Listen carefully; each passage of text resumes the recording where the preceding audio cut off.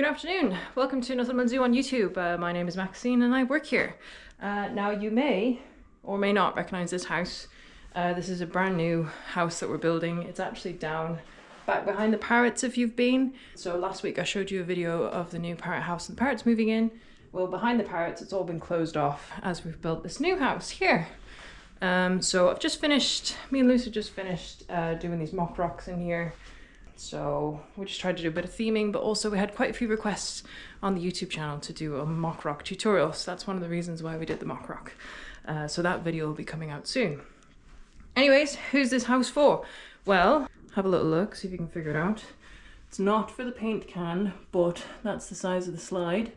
So there's another slide there and another one over there. Quite strong slides. And in the back here, apologies, it is a bit of a mess, but that is because we are battling with the most horrific conditions. So we've got the on-show den there, and then we've got an off-show den here, and this is going to be a cubbing den, and out here we have got an off-show enclosure, which it just doesn't bear looking at right now. Honestly, we have had the most rubbish year of weather, so this pen here is just going to have to just wait until it dries out a bit. So we've been working a little bit on the main enclosure, which I'll show you in a second, but yeah, we're almost there. And the plan is that we're going to move this animal over tomorrow. So it is already an animal that we have. Some of you may have seen her, some of you may not have done, because she's not on any of the signposts, which is my fault. Not for any particular reason, I just forgot to make a signpost for her, but it is a Fia, our serval. And if you don't know what a serval is a Savannah cat. It's like a spotted, it's like a, kind of looks like a cheetah, but it's smaller. It's got like a little stumpy tail, huge ears, but the leg to body ratio is the largest of any cat species in the world. So she has been living back over there behind the otters since we got her, maybe it was a year and a half ago. It was kind of a rush situation. We got her from a zoo that was desperate to move her because they were going to be bulldozing her enclosure. So it was very much like a, do you want her? Because she's got to move now because the machinery is coming in and her enclosure's in the way. So we kind of scrambled together and built that enclosure there, which is not ideal for Savannah Cat because it's obviously on a hill. So ever since we've got her, we kind of wanted to move her somewhere more suitable for Savannah species. So a flat enclosure. So that's why we thought we would do this. So again, it is very, very wet. There's the parrots there. There's the main paddock there. Here's the house. We've had all kinds of problems with flooding, just unprecedented amounts of water. But yeah, it's a much more flat, much more kind of savanna-y type enclosure. And that there, for any of you that have been visiting since the beginning, that rock used to be in our meerkat enclosure. And then once it was in the meerkat enclosure, it was in the goat enclosure. This used to be the goats where we're standing now, and it used to be up there. So this is its third life, that rock, which is pretty cool. So the keepers have been really busy these last few weeks getting it decked out. But like I said, we've really been battling with the elements. Oh, goodness me, there's a hot wire there. Luckily enough, it's not turned on. So we've got all these platforms in here. We've got like a nice little sandy bit down here for her. There's a little on-show kind of den there. Maybe she might sit on the rock. Lovely big mound. We've got a couple of big trees in here. They've made a little fire hose bed. Let's have a look. Oh my goodness me, this is awful. That's quite nice. It's the hardest things, like I said, mentioned last week. The hardest thing for us is building these enclosures at the time of year when we have to build them, and because this year has just been so bad, it's just been a bit of a nightmare really, but the show must go on and we still must build these things. So, you know, we just kind of have to make the best of it. It won't take long for this to dry out. It's been quite windy today. It's meant to be windy tomorrow, and it's meant to be freezing this weekend as well. So hopefully that'll help get the ground a little bit hardened up. But it won't take long for it to sort itself out. It's just really frustrating. Lucy and Elizabeth are just putting on another strand of hot wire there. Now the enclosure that she's in now has a completely solid roof, so it doesn't have hot wire in it. But she came from an enclosure similar to this at her previous collection, so she is used to having hot wire, but basically what we've done is we've put a few different strands up there so that she can't climb the fence and climb out. Not that I think that she would, she doesn't seem like that type of animal. But what we've done is we've future-proofed this enclosure, so obviously there's multiple dens in the house, there's a cubbing den. The idea is hopefully we can breed her and have some little cubs, kittens. That would be the ultimate goal. So I'll have a look and see what these guys are doing. Oop, I'm on the hot wire again. So the other thing is right next to the serval, obviously just down from the capybara, we've been working hard on this building over here, which is the old capybara house, and now it's becoming like the new capybara house. Once this is done, you'll be able to come all the way down here. This is the bottom end of the tapir and capybara paddock. We'll have a standoff here.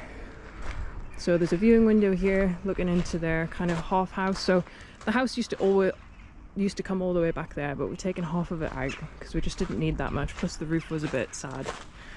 So we've got a little viewing area in here where you can see into their house, and we've separated that out into a couple of different pens. And what will be really nice in here is that when the weather's not so nice, you'll still be able to see the capybara. And here is the capybara paddock as it once was. So hopefully we'll be getting you closer to the capybara. And the reason for that is so that we can give Tobias a little bit more space, but we're not in a rush to move the capybara anytime soon, just because then we have to use more electricity, and we're doing all right at the minute because we moved all of those 6 individuals capybaras out not so long ago. We've got plenty of space in there to keep them all quite happily. It's just if we do decide to breed the capybara again, or if we decide to get Tobias a friend, we just want to be able to move half of them out, put them in there. And it's always good to have these backup facilities, because if you get to that point and you've run out of space, you've got animals having a go at each other, you want to be able to know that you've got somewhere to put them. So that's the plan with that. So the capybaras aren't going to be in there just yet, so it's not necessarily going to be open yet, but at least we've got that option. They're all having their afternoon treat. So that's one of our 4 youngsters born this year. So 1, 2, 3, I can't see the 4th one. They really don't like me, which is really frustrating. Look at them all running away. Oh, there's the 4th one there. They really don't like me at all. It's so annoying, because every time we have a vet thing, which we haven't had one for ages, I was the one that had to catch them. Or I don't know, maybe they don't like the camera, but they're not that keen. So there's the parrot house that I showed you last week. If you want to have an in-depth look inside the parrot house, then obviously take a look on the YouTube channel. But we're going to head up to the new cow barn. So we've got something else new. It's all happening. So we have decided that with our new paddock layout, which some of you might have seen, where we've got all the new paddocks, that we want to try and localize animals to kind of those paddocks, so we don't have to bring them all into the barn, free up a bit of space. So what we decided to do is build a cow barn on the side of the cow paddock, so the cows never have to come in here again. So we've got a full house at the minute, and when you've got a full house of animals, it makes it really tricky to juggle them around. So we've got our donkeys in here, Poitou donkeys over there, which are these giant donkeys if you've never seen them before, but they're huge. Compare them to the size of them. Look at that. Insane. And then there's a mini donkey. Red's in because Red the big bullock, he doesn't do too well with this weather. He's getting to be an old boy now, so sorry. So we brought him in a couple of months ago when the weather started going pretty bad. But we've left the Highland Cows out. So the Highland Cows are going to be the ones that get to take advantage of the shelter. Here's the Shetland ponies. And then some of you may have been down and seen Fudge. Fudge is our Clydesdale horse. He's not doing too good at the minute, I'm afraid. And that's like a whole nother story. You can see on the side of his neck there, he's got a few marks on him. So Fudge, the Clydesdale, has got a really, really bad case of sarcoids. And sarcoids, if you don't know, are like these tiny little tumors, and they kind of like fester into these kind of hard balls, and they kind of erupt out of the skin, and it's just horrific. Scientists don't really know what causes it. It's like a bovine virus that causes it, which is cows. And they think it's spread by flies, but why it only affects horses and not ponies, they don't know. There's no cure for it, and unfortunately Fudge is just getting worse and worse. So we had him up at the Royal Veterinary College in Edinburgh a few weeks ago to try and get them laser removed, but they wouldn't operate on him because they said it was too serious. So it's a little bit rubbish, to be honest. So they're trialing some very kind of untested treatment on him, which is what those 4 things are on his neck if you see him when he comes down. But because of the operation and the stuff that they did do on him, he has to stay in this stable. So he is kind of losing the plot a little bit. We're doing our best to keep him enriched and keep him active. He gets access to the hard stand during the day as well, so he gets to have a little bit of a mess about out there and say hello to the rest of them. But he's not allowed out in the paddocks because if he runs around he might damage himself even more where the sarcoids are. So we have got a little wish list for Fudge in our description if you fancy buying him some form of enrichment to try and improve his time kind of in medical lockdown. But yeah, if you do see him in here and wonder why we've kept him boxed, that's the reason why. So I'll keep you updated on that one. It's pretty sad. So here's the cow barn. So I'll show you the 2 culprits that desperately need a home.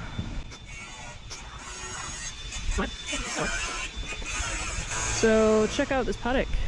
This is where the Highland calves have been. I don't know where they are. I'll go see if I can find them. Oh god, this is worse than I thought it would be. Oh, blimey. Right, so we're heading. Oh my goodness me. Everything is just so wet. I'm regretting my life decisions right now. Okay, I'm around the back. Oh, okay. Have a look at these 2 scruffs. Now, look at the state of this paddock. So there's Dozer, the world famous premature born calf, and there's Peaches. And we're hopefully going to be able to get them in the next couple of hours and get them dry, which is what we want. Because it's going to be freezing weather this weekend and we don't want them outside anymore. It's just getting this building finished was a big job. So these are Highland cows. They are extremely tough animals. I mean, they're built for the Scottish Highlands, so this is not really bothering them. It's bothering me, and it's bothering us that they're so wet. So their fur is really, really fluffy, which keeps the mud away from their skins. We're gonna get them in, get them dried off, and give them a really good brush and get it out of them. It's just we haven't been able to work with them in here. Look at you.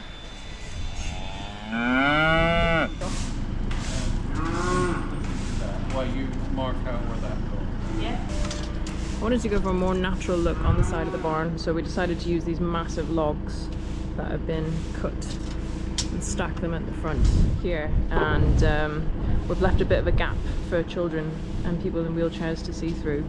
And Ellie is just putting a standoff in here now because we don't want people to be able to reach in and get themselves caught between Highland cow horns and the wall. So it's got to have a standoff.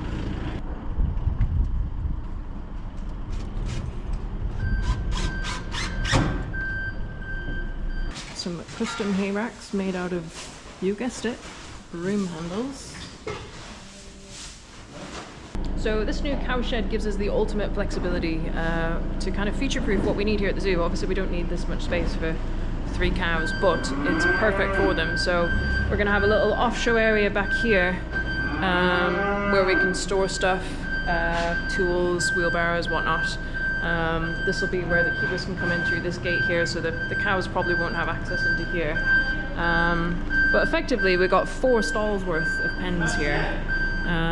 So we're going to let Dozer and Peaches into that end pen tonight. We've got it already, got the hay in. But we've never done this building technique before, and I think it's my dad's worked it out really well. We've got these huge, massive, big, thick wooden beams where he's carved out these little recesses to stick these gates onto. So one at the top and one at the bottom there. And that perfectly swings open and is caught over there if we need to, so we can actually quarter this off if we wanted to. So super smart how it's all worked out. And yeah, can't wait to see the cows in. I think the cows are very keen. They're currently waiting. So see Dozer's nosy in there. Dozer's very interested.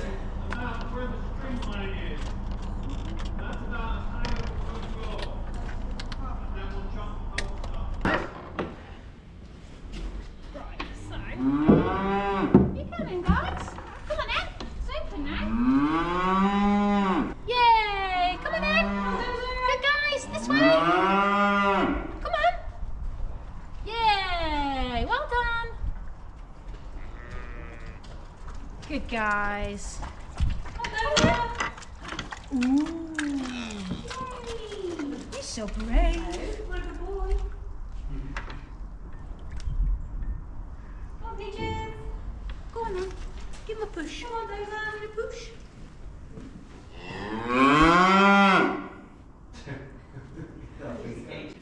Come on then.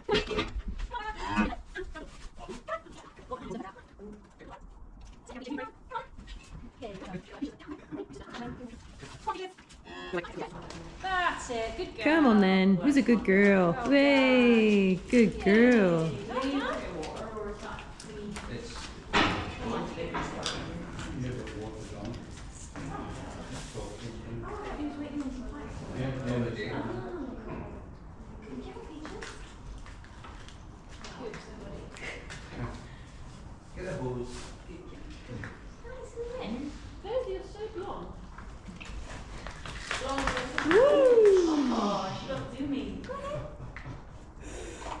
Come on, Come on then. Come on.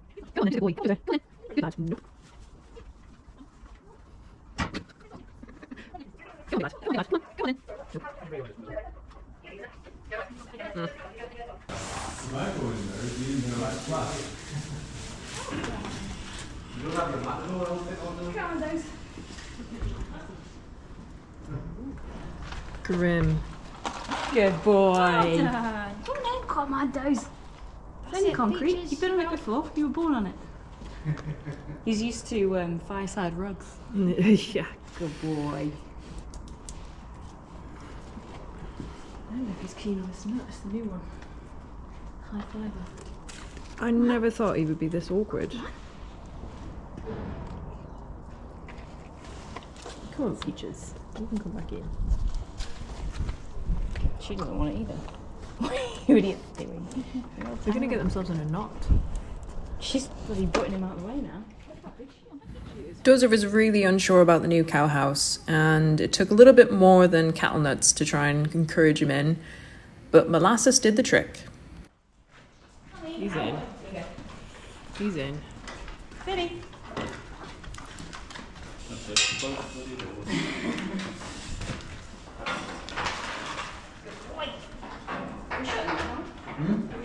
I think we should. Grim. That was grim. He is grim. Likes that though, doesn't he? You can lick it off his face now. Grim. Is that good? Molasses.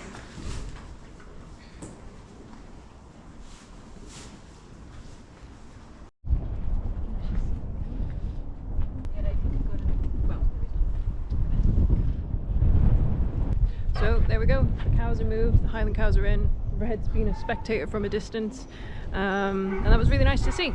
I hope you enjoyed that zoo update, and if you haven't done already, please do remember to like this video and subscribe to our zoo channel so we can keep doing what we do, and I'll see you next week.